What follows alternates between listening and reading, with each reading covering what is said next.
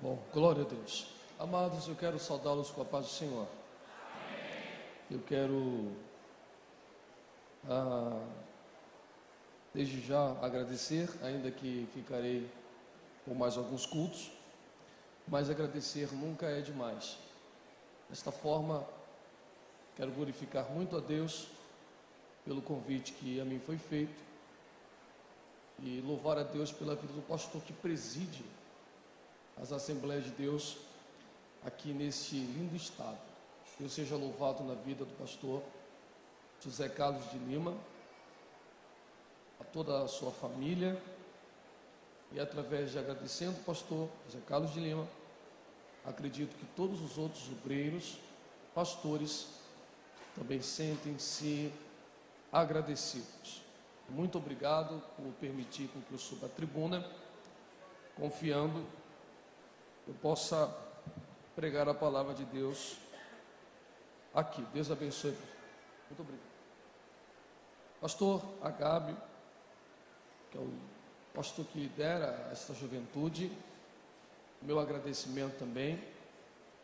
De igual forma ao presbítero Ronaldo, pelo carinho e cuidado que tem tido comigo, com a minha esposa, e eu me sinto muito honrado e privilegiado por isso. Deus abençoe.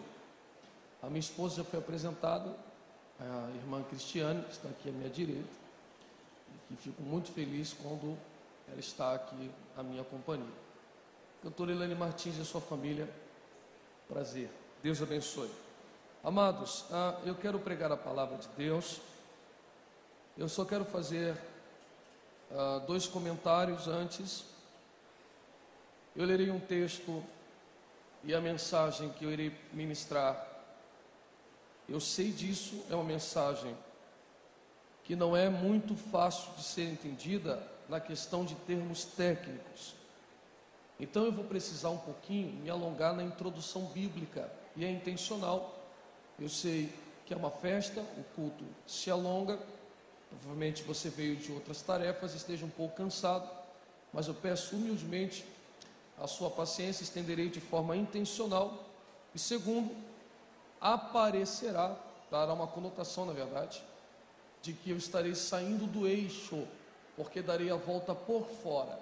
Repito, para explicar o texto que quero ler, eu darei uma volta por fora. Aparentemente dará uma conotação de que esteja saindo do eixo, mas não estou saindo. Nós tornaremos para a Bíblia, e a aplicação, é um exagero o termo que eu usaria aqui, mas que seja plenamente absorvida. Se você concorda, diga amém. Amém. Muito obrigado. Faça com o pastor presidente ensina. Se ensina que devemos ficar em pé, por favor, em pé. Se assentados, permaneçam, mas respeitando o ensino do pastor. Epístola aos Romanos, capítulo 12, verso 2.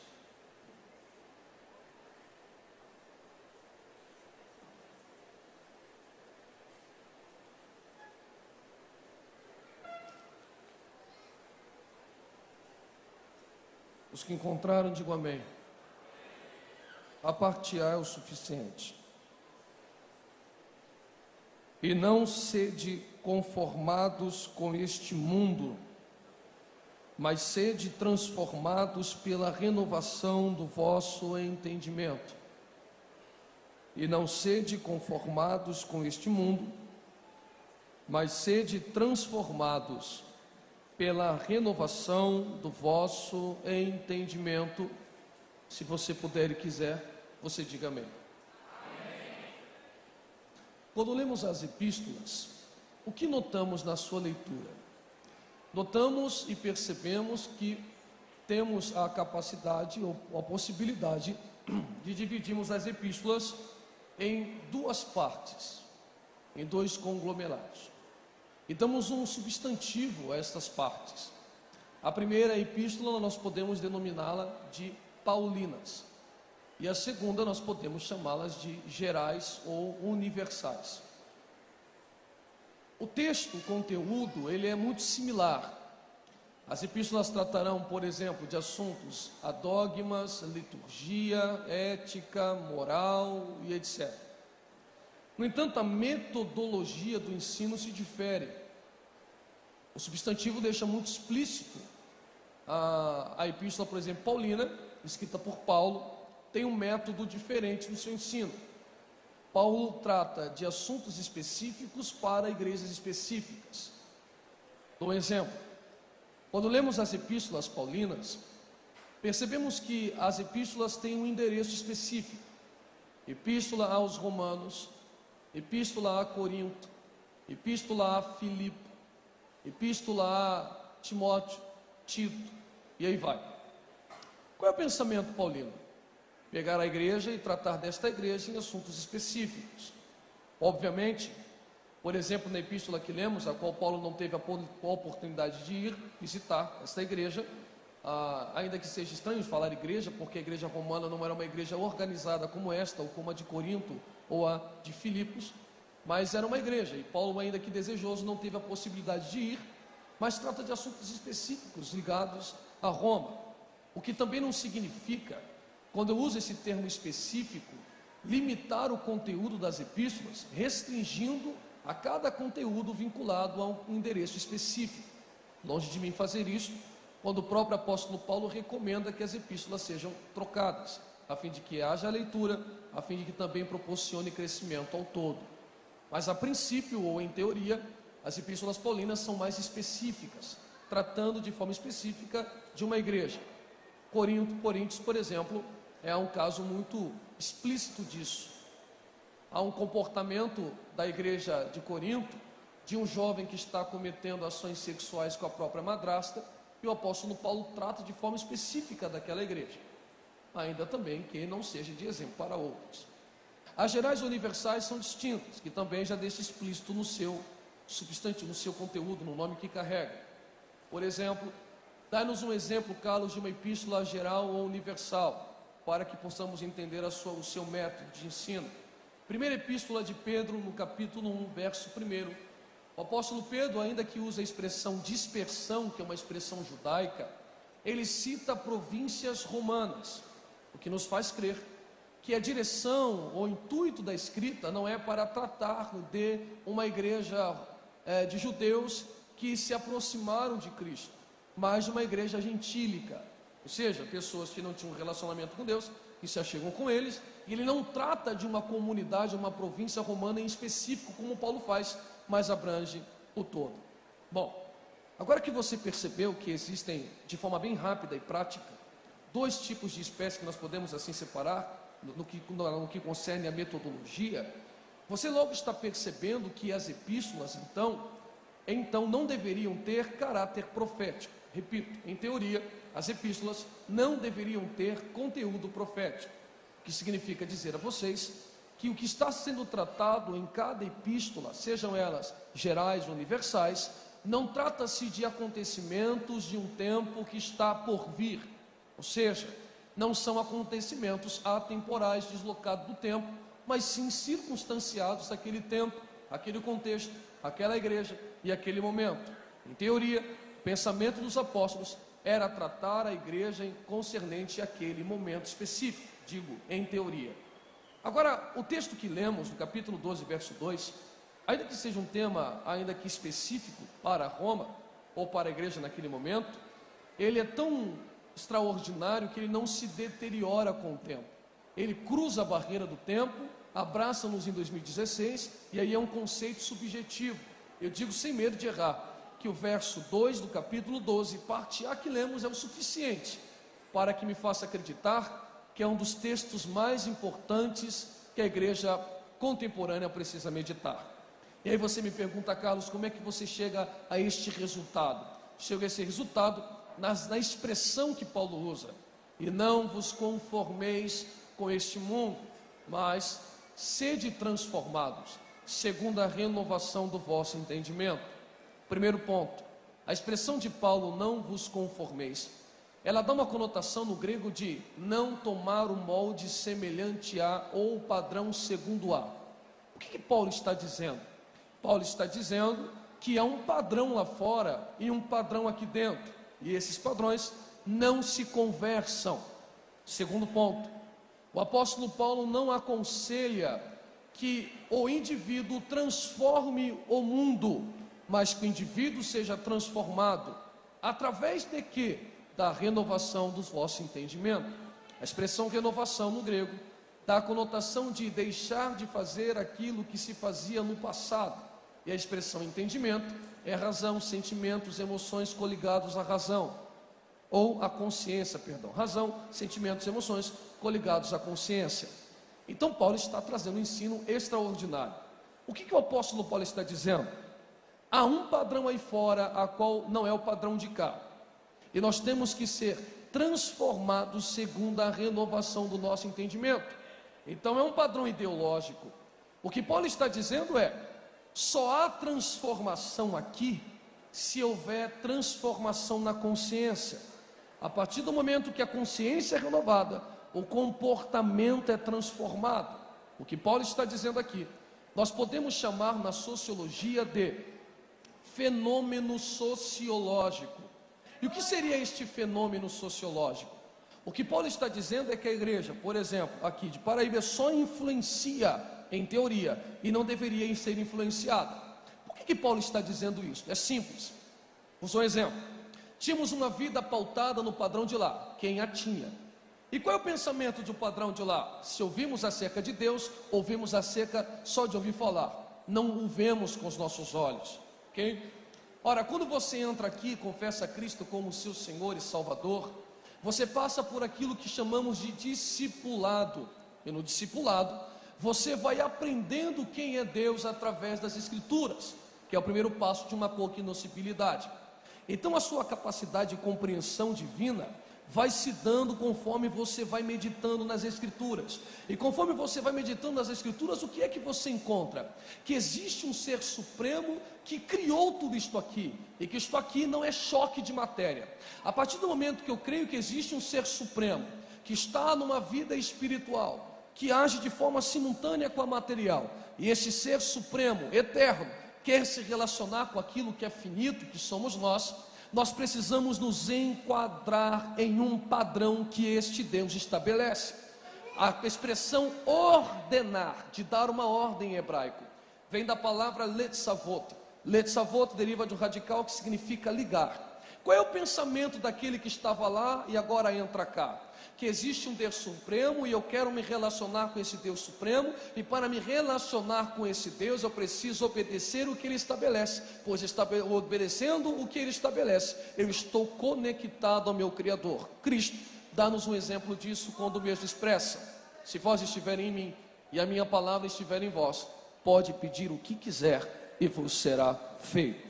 Perfeito, um relacionamento, uma conectividade através da obediência. Ora, se eu agora tenho a consciência que existe um ser supremo e só me relaciono com esse ser supremo através do padrão que ele estabelece, e o padrão que ele estabelece me comete esta ligadura, e esta ligadura vem por meio da santidade, compreendo que me relacionar com esse Deus está acima de qualquer outro relacionamento, o que significa que quando terminar o culto ou a reunião dos santos, sairei da igreja, e haverá um choque de dois padrões. Em dado momento, um padrão se apresentará para mim, que é o padrão de fora, tentando me desvirtuar do padrão daqui. E por que que eu não serei alterado? Só influencio e não sou influenciado, porque agora a minha consciência é renovada. E como tenho uma consciência renovada, o meu comportamento não será alterado.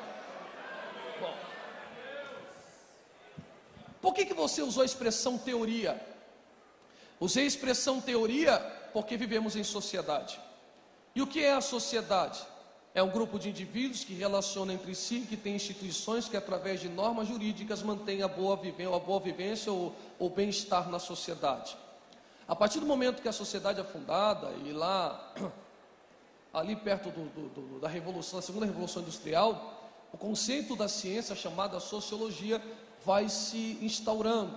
E a sociologia é a ciência que estuda o comportamento social. A sociologia olha para a sociedade, entende como a sociedade funciona, desenvolve e etc. Existem três pensadores clássicos na sociologia que você aprende no colégio ou na faculdade. Quem ainda me escuta, diga amém, por favor. Como combinado, estou tomando o caminho por fora, mas chegaremos lá. Quais são esses pensadores? O primeiro pensador clássico é chamado de Émile Durkheim. Durkheim Ele diz que o sociólogo deve se ater àquilo que é dominado de fato social. Fato social é aquilo que possibilita o homem ser um ser social.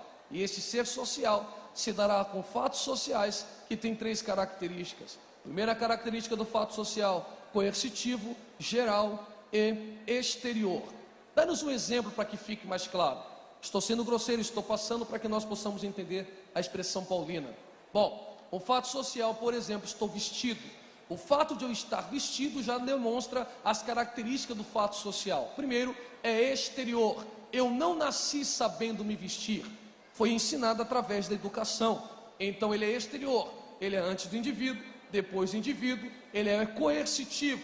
Se eu arrancar a minha roupa, cometo atentado ao pudor, serei preso. E ele também é geral. Não se aplica só a mim. Todos que cá estão vestidos. Coercitivo, geral e exterior. Então ele diz: entenda o fato social e entenderá a sociedade. E para Durkheim, a instituição é que tem o poder da educação. Então por isso que ele usa a expressão de Comte: ordem e progresso. A instituição coloca ordem e a sociedade haverá um progresso. E esse progresso haverá através do fato social, que é mediante educação.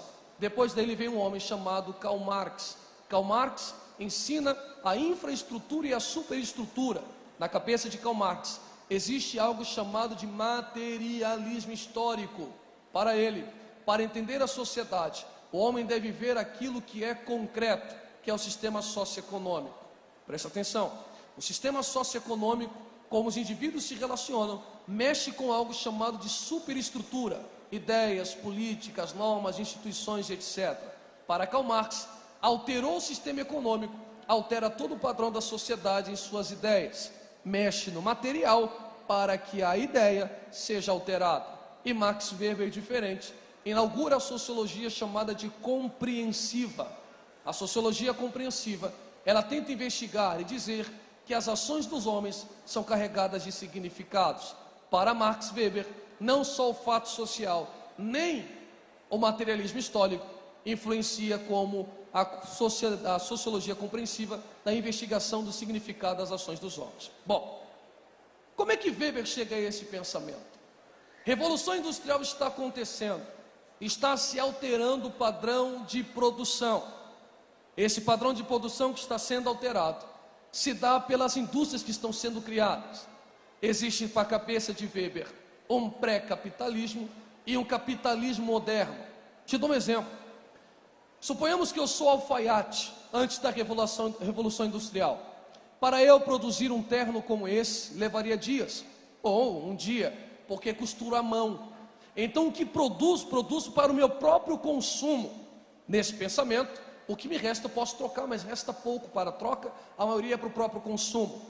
Nesse momento a Igreja Católica prega um pensamento chamado de pecado de usura.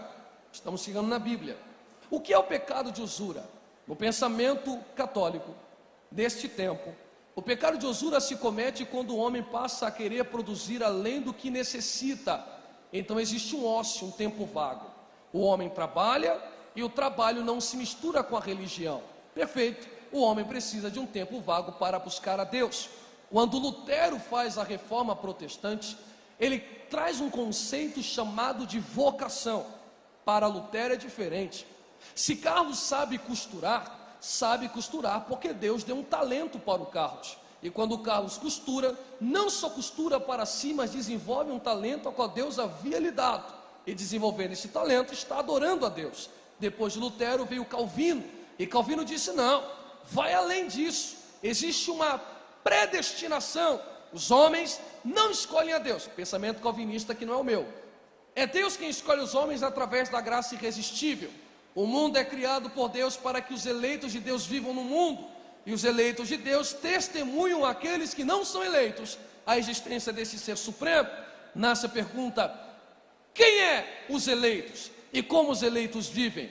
Para a mentalidade, segundo Max Weber escreve no livro Ética Protestante e o Espírito Capitalista, ele diz o seguinte: ora, está escrito na Bíblia Sagrada: o homem viverá do suor do seu rosto. O homem que não trabalha não deve se alimentar, não é digno do alimento. Partindo desse pensamento, trabalhar passa a dignificar o homem. o homem que trabalha, obedece o que Deus estabeleceu, viverá do suor do seu rosto. Então trabalhar é bom e é uma forma de mostrar ao todo que eu amo tanto a Deus, que obedeço a Deus até no trabalho.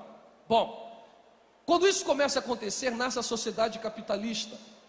E no capitalismo, Weber entende que só na sociedade protestante o capitalismo está sendo aderido.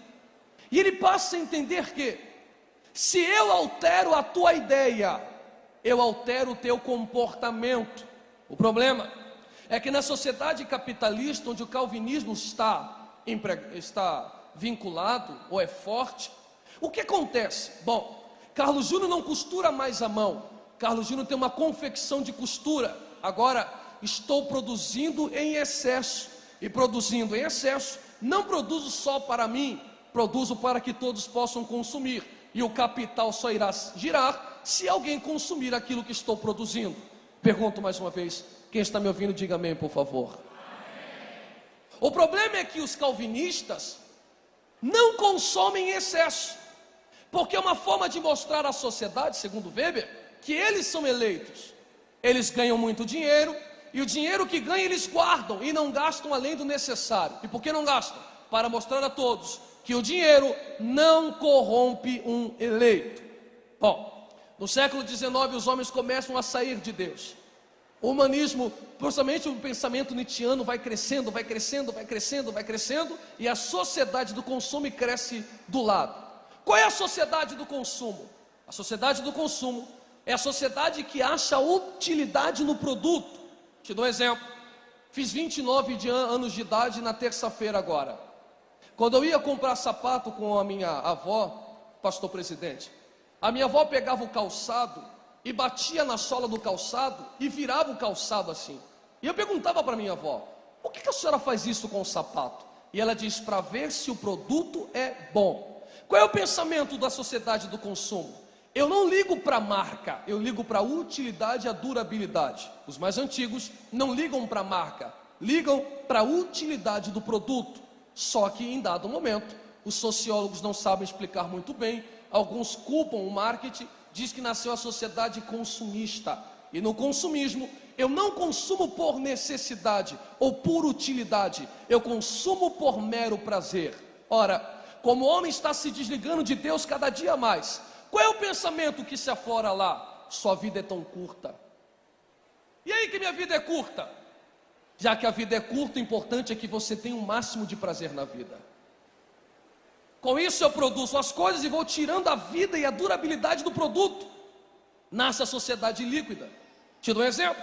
Você compra o iPhone 5, saiu o 6. Você nem pagou o 5, já quer o 6. Comprou o 6, já saiu o 7. Você nem pagou o 6, já quer pagar o 7. Saiu o 7, já saiu o 8. Você nem desfruta do 7, você quer o 8. Mas você já tem o 7. Por que você quer o 8? Porque na sociedade consumista você virou mercadoria e você quer ser vendido. Ora, o ser humano quer ter tanto prazer que, se ter o iPhone 5, quando tem o iPhone 7 é ficar para trás, eu não posso ficar para trás. Isso foi incutindo tanto na mente da sociedade. Tenho que ter prazer, tenho que ter prazer, tenho que ter prazer, tenho que ter prazer, tenho que ter prazer. Que o sociólogo disse, nasce a relação pura, e na relação pura os homens passaram a tratar o outro homem do mesmo jeito que trata sapato, computador, relógio e roupa. Explica, o próprio indivíduo virou um produto para o indivíduo, e quando o indivíduo torna-se um produto para o indivíduo, você pergunta para a sociedade, quer casar? Ele diz, casar para quê? Eu quero ficar. E por que você quer ficar? Porque relacionamento de casamento é constituído no amor, o amor solidifica. E a ficada? A ficada é um objeto.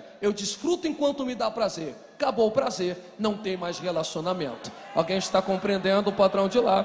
Qual é a ideia de lá? Só quero ter prazer. Eu não quero casar com Cristiane. Cristiane é um pedaço de carne para mim, perfeito? Quando o corpo dela envelhecer, eu jogo ela fora. E por que jogar ela fora? Porque ela é um iPhone. Ela é um sapato, ela é uma camisa. Quando passa uma novinha, eu largo ela e troco por um produto. Só que isso entrou tanto na cabeça que chegou no meio religioso, e o padrão do mundo começou a entrar. O padrão do mundo começou a entrar. E como é que começou a entrar? Simples.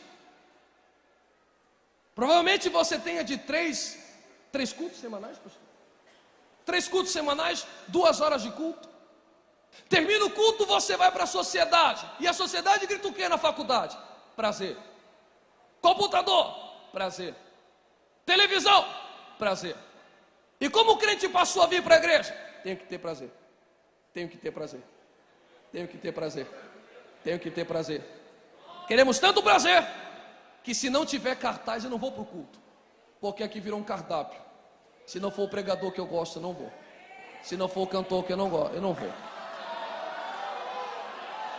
Virou tanto um produto que Deus virou o garoto do McDonald's. Eu chego, sento, peço o que quer, ele tem que me dar. E se ele não der, eu largo ele. Por quê? Eu só quero prazer. Eu só quero prazer. Eu só quero prazer.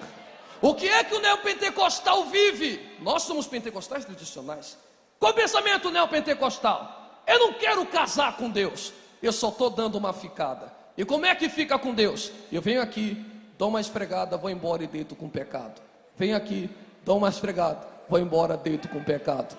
Venho aqui, dou uma esfregada, vou embora, deito com pecado. E por que você deita com pecado? Eu quero prazer, prazer, prazer, prazer, prazer. Mas quero crer que esta noite o padrão daqui não vai se alterar com um padrão de lá. Porque se alterando, ganharemos o pensamento de Judas. Pena que você não quer escutar mais. Quem quer escutar o resto, diga glória a Deus que eu continuo. Algumas pessoas ensinam errado. Vou chegar na aplicação. Judas é o homem do punhal. Nunca foi. A expressão Iscariote vem do hebraico. Ish é homem. Queriot, a cidade onde ele nasce. Homem de Queriot.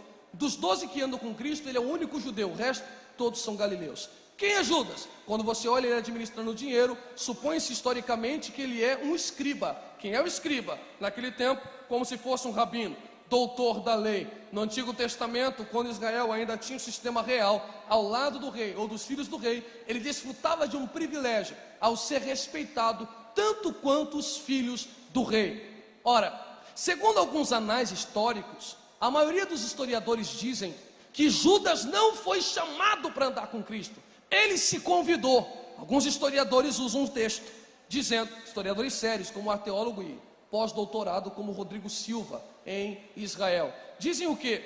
Que ele disse para Jesus: quero te seguir. E Cristo disse: quer vir? Venha. Mas entenda que as aves do céu têm o seu ninho, as raposas têm o seu covil, mas o filho do homem não tem onde reclinar a cabeça. Qual é o pensamento de Judas? Ele olha para os seguidores de Cristo e vê que nenhum é escriba. Como nenhum é escriba, ele diz, ele tem o perfil do Messias. Quando ele for rei em Israel, eu estarei do lado dele, desfrutando de um privilégio. Qual o pensamento de Judas? Eu só gosto de Cristo, porque Cristo pode dar o que eu quero. Consumista. Eu só ando com Cristo, porque Cristo pode dar o que eu quero. Ficante. Não dê o que eu quero, eu te troco por 30 moedas de prata. Conforme ele vai andando com Cristo, Cristo vai pregando aquilo que confronta o desejo dele. Ele diz que Jesus será o Messias, e o Messias judeus prega o Olam Tikkun, Olam Mundo Tikkun, restauração. A restauração do mundo se dará quando Roma caísse naquele tempo. E Jesus diz: dai a Deus o que é de Deus. Judas diz: esse é o Messias. E ele termina: dai a César o que é de César. Ele diz: não é o Messias. Eu vou morrer. Se você morrer, aonde eu me sento? Já que você não dá o que eu quero, eu te vendo por 30 moedas de prata. Já que não é o culto que eu gosto, eu te troco pelo Facebook. Já que não é a mensagem que eu gosto de ouvir, eu desfaço e vou tomar água. Já que não é o cantor que eu queria que o pastor trouxesse, eu vou ficar no WhatsApp conversando o tempo inteiro. Mas o grito do apóstolo Paulo chega em Paraíba uma vez: e não vos conformeis com este mundo, mas sede transformados. E quando eu sou transformado aqui, eu arranco o comportamento de Judas e pego o comportamento de Sadraque, Mesaque e Abidnego. E qual é o pensamento de Sadraque, Mesaque e Abidnego? Nabucodonosor diz assim: fornalha, tu vai morrer. Quero te lembrar que nesse texto Não era proibido adorar outro Deus, podia adorar a Deus, mas quando a trombeta tocasse, tinha que dar uma curvadinha. Ou seja, uma coisa com Deus, outra coisa com a trombeta tocando. Ele diz: fique sabendo, Nabucodonosor, que eu sou casado. Não entendi. Eu não dou uma ficadinha com Deus. Mas é a fornalha. Ele diz: não tem problema, porque eu aprendi que quem casa é assim. É na saúde, é na doença, é na riqueza, é na pobreza. Seja mais claro, serei. Se Deus fizer, se Deus livrar, desculpa, vírgula, e este nos livrará. Essa expressão este nos livrará é uma expectativa. Ele está dizendo assim, ó: se Deus livrar, e a minha expectativa é que Ele livre. Se Deus curar, a expectativa é que Ele cure. Se Deus abrir, a expectativa é que Ele abra. Se Deus levantar, a expectativa é que Ele levante. Se Deus prosperar, a expectativa é que Ele prospere. Porque não é pecado vir com expectativas. O problema não é ter expectativas. O problema é quando a expectativa passa a te ter. Ele termina a frase: mas se Deus não corresponder às minhas expectativas, mas se Deus não responder a minha oração, mas se Deus quiser que eu entre na fornalha, eu sou casado e sou fiel até o fim ao Senhor. Quem está entendendo essa palavra? Levante a tua mão mais alto que você puder. Não baixe a tua mão, segure a tua mão, segure a tua mão, segure a tua mão, segure a tua mão. Eu vim do Rio de Janeiro dizer uma palavra a esta juventude. E qual é a palavra? O padrão de lá não vai alterar o nosso comportamento. Não baixa a tua mão que vem algo de Deus. E o que é que vem da parte de Deus? Se Deus livrar, que Ele livre. Ele é Deus. Se Ele não der o que você quer, continue adorando, pois Ele é o teu esposo digno de adoração. Eu digo, quem recebe esta palavra? Quem recebe esta palavra? Seria incômodo eu lhe pedir para que você segure na mão da pessoa mais próxima ao seu lado, chacoalhe a mão dele e diga para ele: qual é o teu relacionamento? Está edificado ou você está casado? Qual é o seu comportamento? Tratar Deus como iPhone ou tratar Deus como teu esposo, digno de glória e de louvor, fazendo? Só quem é casado com Deus, 1 minuto de glória, se você aguenta adorar a Ele com a consciência transformada.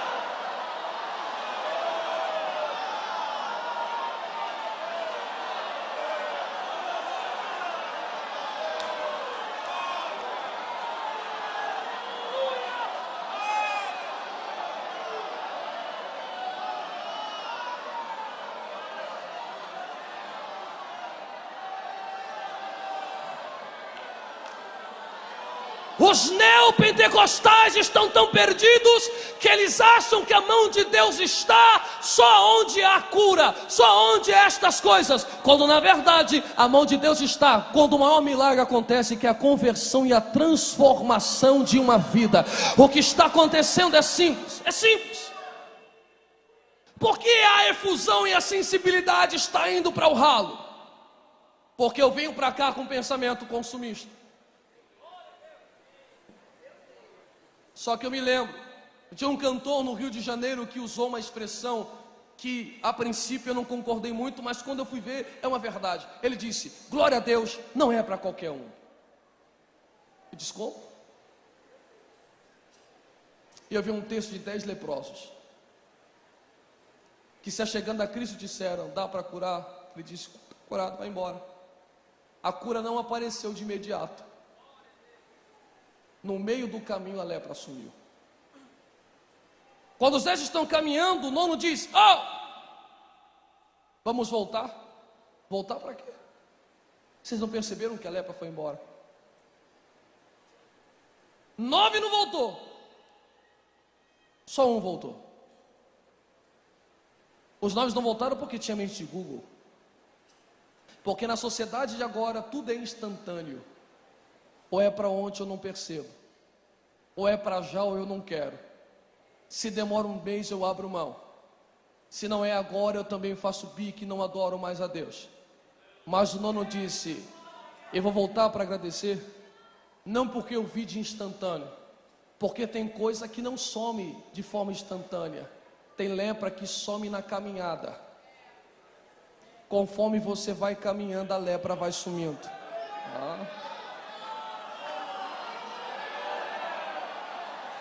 Me perdoe o visitante, de forma nenhuma quero ser ofensivo, de forma nenhuma, mas talvez você não consiga compreender por que esta igreja é tão barulhenta. É simples. E talvez você pergunte: eu conheço a vida de alguns aqui e sei que alguns não têm uma vida tão boa assim, para estar tão feliz. Alguns passam dificuldades, e por que gritam? Simples. Porque conforme foram caminhando debaixo desta palavra,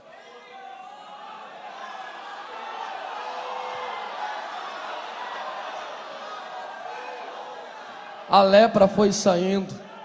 Quem mentia parou de mentir. Quem se prostituía parou de se prostituir. Quem adulterava parou de adulterar. E aí que carro, dinheiro, relógio, posse, fama é consequência. O importante é que eu vou morar no céu e sou grato pela transformação de Deus.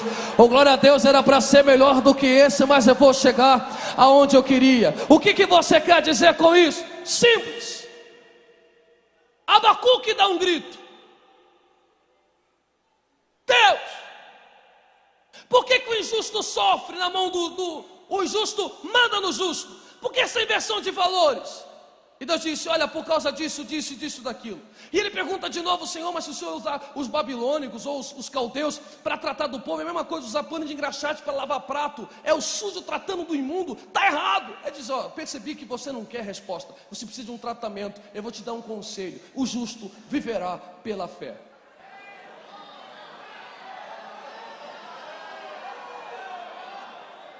Aí ele disse: agora eu entendi.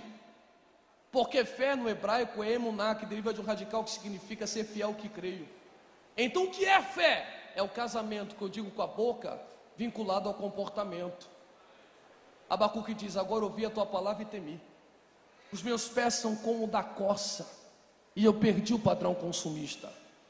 Agora eu canto, ainda que a figueira não floresça, não haja fruto na videira, e o produto da oliveira minta, ainda que as ovelhas sejam arrebatadas e as vacas sumam dos currais.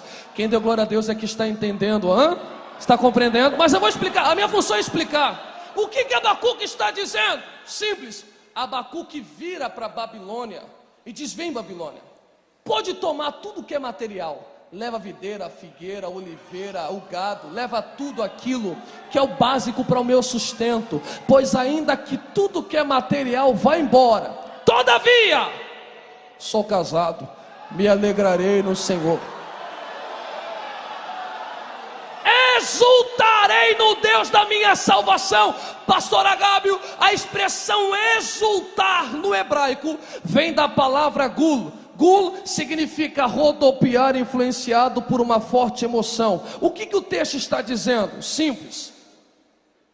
Eu tenho tanta fé que mesmo que aquilo que é material vá se perdendo, vai se perdendo, vai se perdendo, eu giro de emoção na presença daquele que tem todo o poder. Era para você estar com a mão levantada para receber esta palavra que vem da parte de Deus. E o que Deus está dizendo para você? Simples. O padrão de lá não entra cá. A partir desta noite, queira Deus que não passe desta noite com dinheiro, sem dinheiro, por cima, por baixo, sorrindo, chorando, avançando, retrocedendo, não tem importância. Nós exultaremos no Deus da nossa salvação, pelo que Ele é e não só pelo que Ele pode nos dar. Quem pode adorar ao Senhor teu Deus, adore esta noite.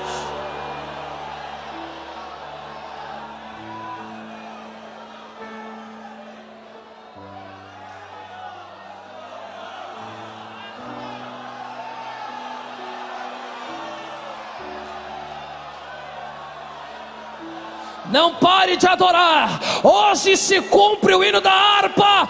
Eis que surge o povo forte, revestido de poder, que não teme nem a morte quem a é. Cadê o povo forte de Deus?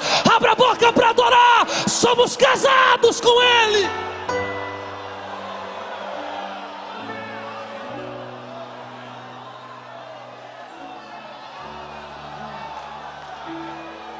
Aleluia! Ura canta, ui, se remantua. Aleluia! Recebe esta presença que eu estou recebendo aqui agora. Sinta esta presença que eu estou sentindo. Deus não é um objeto de consumo.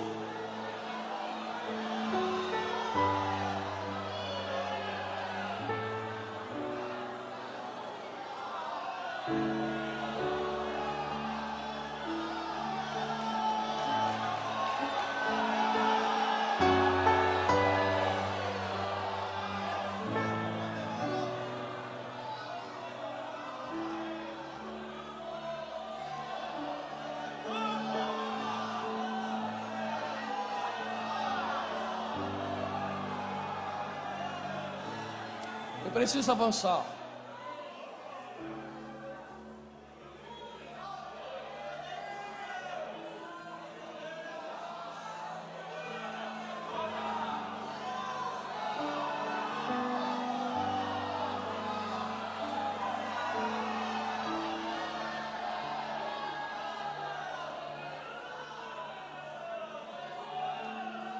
Falo de um segundo padrão e prometo que não me estendo. Há um padrão chamado de narcisismo. Esse padrão é perigoso, porque o narcisismo é um conceito que vem de uma mitologia, de um conto mitológico da Grécia. Narciso, segundo o conto mitológico, é um rapaz filho de uma ninfa e é muito belo. Narciso é tão belo que o conto diz que ele é irresistível. Quem olha para Narciso não resiste à sua beleza. A sua mãe fica preocupada, procura um profeta, segundo este conto, e diz: meu filho viverá muito tempo. E o profeta diz: Narciso viverá enquanto não ver a própria imagem. Nesse conto tem uma história paralela, que é a história de Zeus. Zeus é um deus casado com Hera, que traía Hera, e para atrair Hera, chamava uma ninfa chamada Eco. E Eco era um pivô da traição. Quando Hera descobre que Eco é o pivô da traição e das escapadas de Zeus, ela amaldiçoa Eco. E a maldição de Eco é: já que você fala muito, Eco, e fala por último, você repetirá a última expressão de quem falar com você. Eco está amaldiçoada a falar só quando alguém fala com ela, repetindo a última expressão que ouviu. Narciso não é só belo, vira um caçador, e virando um caçador, sai à caça e se desgarra do seu grupo. Desgarrando do seu grupo, ele grita: tem alguém aí? Eco ouve e responde: aí, e etc. Quando ela vê Narciso, ela se encanta por Narciso. Ela flerta com Narciso, mas Narciso não aceita o flerte. O conto diz que Eco fica tão triste que ela se esconde na caverna a chorar e morre por amor a Narciso. Quando as ninfas ficam sabendo que Narciso foi o causador da morte de Eco, elas fazem um protesto. Os deuses decidem amaldiçoar e pegar Narciso. E como é que eles pegam Narciso? Eles colocam um rio na frente de Narciso. Narciso, vendo o rio, segundo conta, a água era límpida, nenhum peixe havia nadado, nenhum homem havia mergulhado. Ele diz: provarei desta água. Quando ele vai provar da água, ele se vê no reflexo da água, e vendo-se no reflexo da água, ele se apaixona pela própria imagem. Ele se acha tão belo que, segundo o conto, ele deixa de comer e de beber, encantado com a própria imagem. Qual é o final de Narciso? Ele morre se adorando. Quem é narcisista? Não é quem tem amor próprio, é quem tem só amor por si mesmo.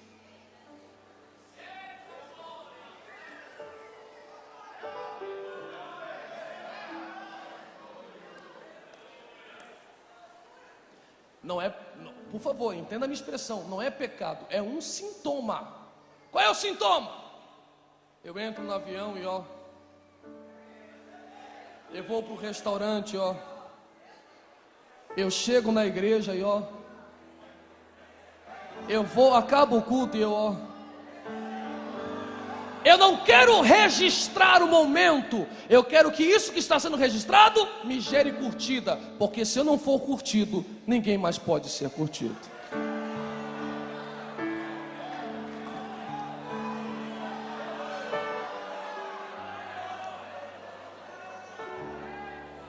eu tenho amor próprio excessivo.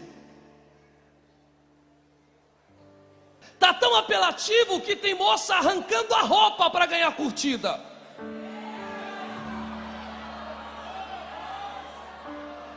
Porque quem não tem cérebro, que resta o pedaço do corpo. Nasceu o padrão de Saul. Pena que você não quer ouvir mais. Quem quer ouvir, diga glória a Deus que eu falo, irmãos.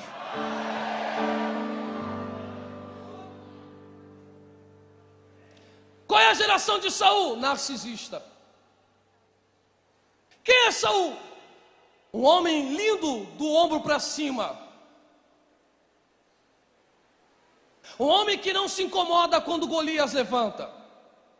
Porque se incomodasse, ele ia ter enfrentado Golias. E não enfrentou Golias. O que é que tira Saul do sério, Carlos Júnior? Quando a guerra termina e as mulheres começam a cantar. Saul mata 1000. Aí ele diz, opa, curtida é comigo mesmo. Mas tem um camarada aí chamado Davi.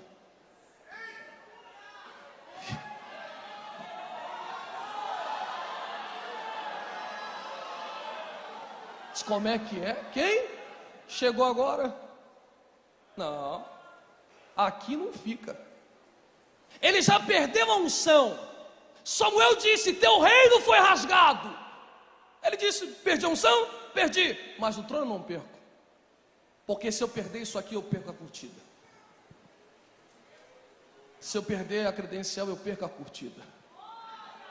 Então eu não me preocupo com o reino, eu preocupo com o meu próprio bem-estar.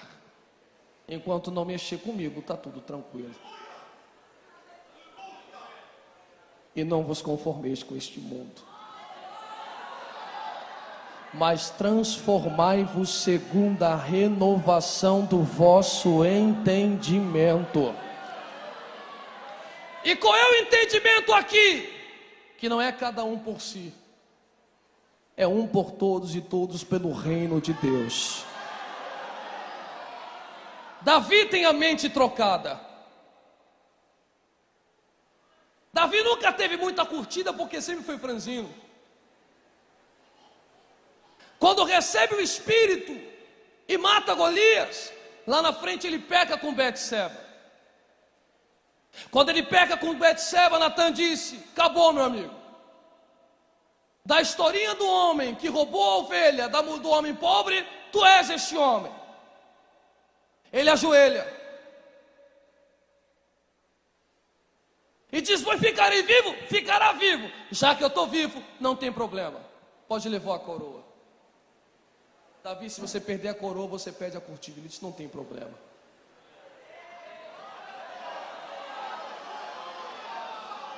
Vou marcar um gabinete com o pastor que eu vou rasgar a alma. Não faz isso, se você fizer isso, tu vai perder a curtida. E disse, é melhor estar bem com Deus do que estar bem com o povo inteiro. Não vou viver de aparência.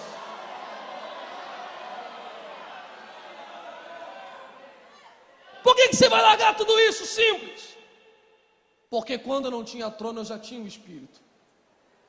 E como eu já desfrutava do Espírito há muito tempo, eu entendi que quem tem o Espírito não precisa muito de microfone. Que quem tem o Espírito sabe esperar o tempo. Se Deus levanta, se o pastor escolher para esse ano, escolheu. Se não escolher para o outro ano, fique para o outro ano. Mas eu já tenho o Espírito de Deus e sou grato por ter esse Espírito. Quem tem a consciência trocada não se importa. Quem canta, quem prega, quem pula, quem toca, não me importa. Se é por benefício do reino, está tudo certo para a glória do Deus Pai. Deus disse, mata esse homem. Deus dá Saul na mão de Davi. Se Davi fosse da igreja pós-moderna, ele diria, a roda girou, meu amigo. Quem está em cima foi para baixo, quem está embaixo veio para cima. Agora é minha vez de te humilhar. Mas como é a consciência trocada, ele olha para Saul e diz, tu não és meu inimigo. Se eu quisesse, te matava. E por que não mata? Porque eu entendi que tudo é para o reino. E temos um rei nesse reino. E é ele quem levanta, é ele quem abate, é ele quem escolhe, é ele quem demite. Não estou brigando pelo trono.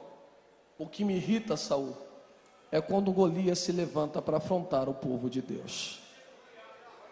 Quem tem mente trocada é assim: quem vai cantar? Sei lá, eu sei que estou no grupo e vou adorar a Deus junto. Mas você nasceu na igreja, ninguém te enxerga. Ninguém precisa me enxergar. Quem me enxerga é aquele que está sentado sobre um alto e sublime trono. Deus vai te arrancar do anonimato. E aqui é o hall da fama. Aqui não tem anônimo. O nosso Senhor Deus sabe quantos fios de cabelo tem na minha cabeça, e pouco me importa se eu vou ser conhecido ou pouco conhecido. Eu estou aqui para desembainhar a espada quando Golias se levanta para afrontar o povo de Deus. Se mexer com o povo de Deus, quem está entendendo essa palavra, levante as duas mãos assim que eu caminho para isso. As duas para receber. As duas para receber. E não baixa a tua mão, não baixa a tua mão. Nós não seremos uma juventude e uma geração que vai se acovardar na presença de Golias. Nós não somos uma geração que vamos lutar para ver quem tem mais aparência, quem mata mais, quem prega mais, quem canta mais, quem toca mais, quem aparece mais, quem tem mais curtida. Nós não somos uma geração que faremos o nosso irmão de produto. Nós somos uma geração que cantará: é um por todos e todos pelo reino de Deus. Será que esta geração já chegou aqui em Paraíba? Cadê esta juventude que ama a Deus acima dos próprios interesses? Se não for incômodo, bata na palma da mão no mínimo de 3 pessoas e diga para ele: usa a tua unção para matar Golias, que o resto Deus faz. O resto Deus faz. Quem sopra o nome é Deus, quem levanta é Deus, quem escolhe é Deus, quem capacita é Deus, quem institui é Deus. Quem está recebendo já está adorando. Eu não.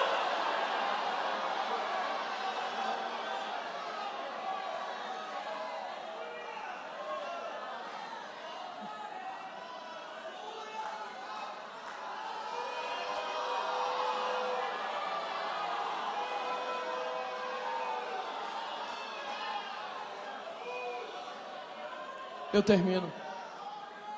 Em respeito ao pastor, não me deu horário, mas eu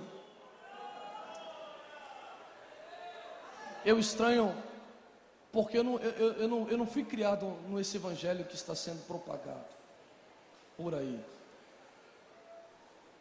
É estranho. Camarada solta cartaz o dia inteiro, posta vídeo o dia inteiro. Eu fui criado no evangelho de oração.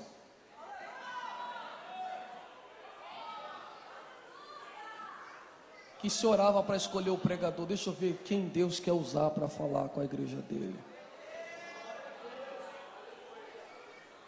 Fui criado no evangelho que foto era secundário. Do tempo para dentro, o celular desligado e o fogo pegando.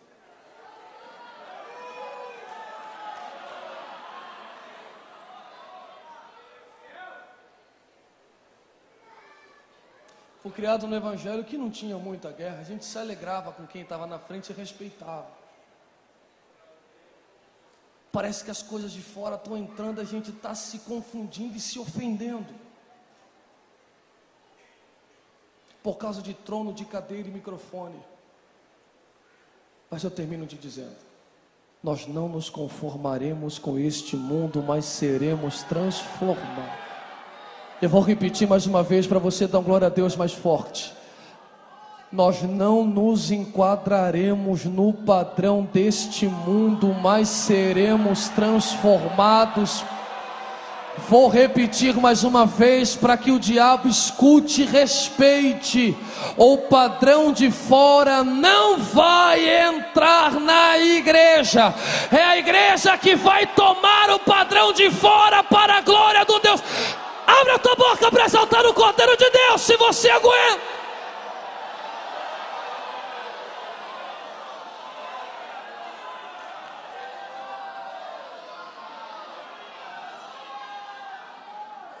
Talvez alguém entrou aqui esta noite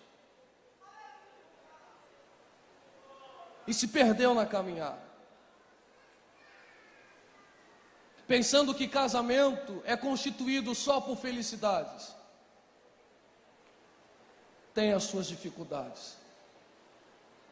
Mas talvez o padrão do consumismo te levou a acreditar que aqui é só para ter e não ser. Hoje eu te apresento um evangelho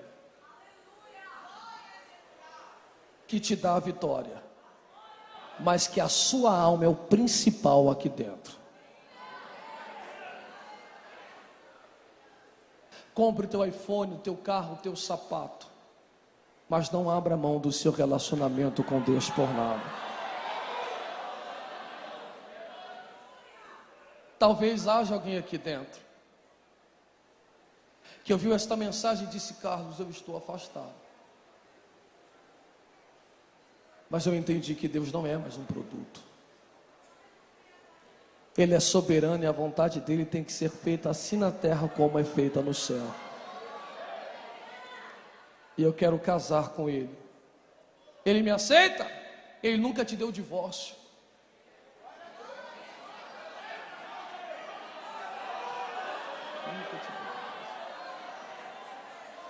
Onde está a primeira pessoa que quer levantar a sua mão e voltar para Jesus Cristo? Dê um sinal com a sua mão que eu quero abençoar. Carlos, eu quero voltar para Jesus.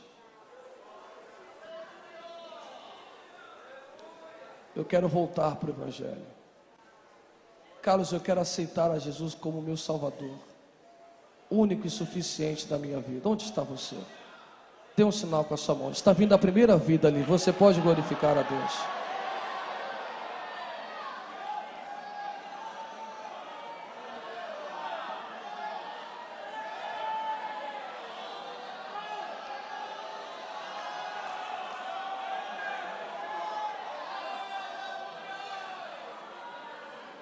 Onde está a segunda vida?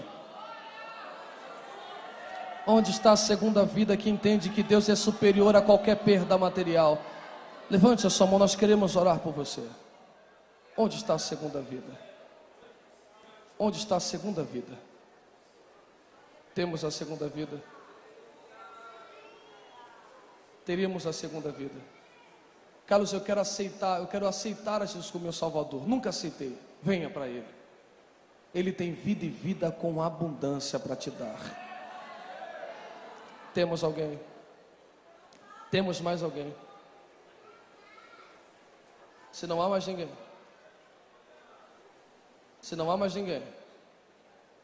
eu passo a minha oportunidade. Que Deus abençoe a sua vida. Que Deus faça essa mensagem uma verdade em vossa vida. E que o padrão do mundo não entre no padrão de cá, para a glória do nome de Jesus de Nazaré.